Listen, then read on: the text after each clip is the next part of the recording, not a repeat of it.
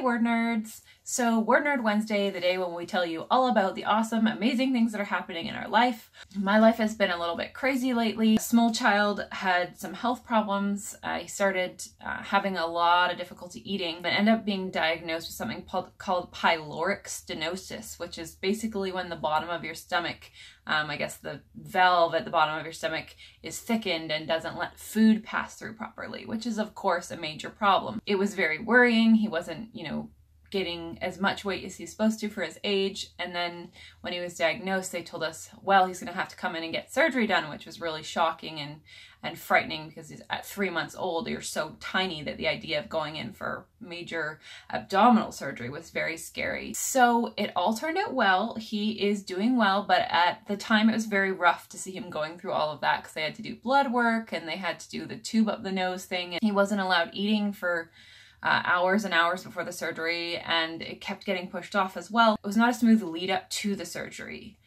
So that ended up being very stressful for us, and we had to stay in the hospital for about 4 days. The surgery itself went well, which was great, but just sort of the stress of being in the hospital and having to stay overnight at the hospital. And then of course my mental health is really not great when it comes to stuff like that.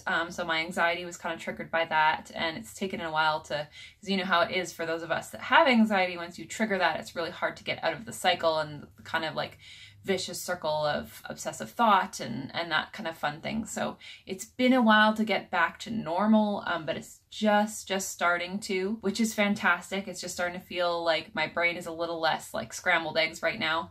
I know that whenever I get thrown out of my schedule, it really kind of messes my head up, actually. I feel very scatterbrained. If I've put aside a project part way, it's really hard for me to get back into it. But actually it turned out really well. Weirdly enough, at the hospital, we had a fair amount of downtime waiting for the surgery. So I actually ended up getting some revisions done while I was waiting, kind of sitting on the hospital bed, which was really bizarre. I ended up staying overnight with him in one of those really uncomfortable fold-out hospital chairs.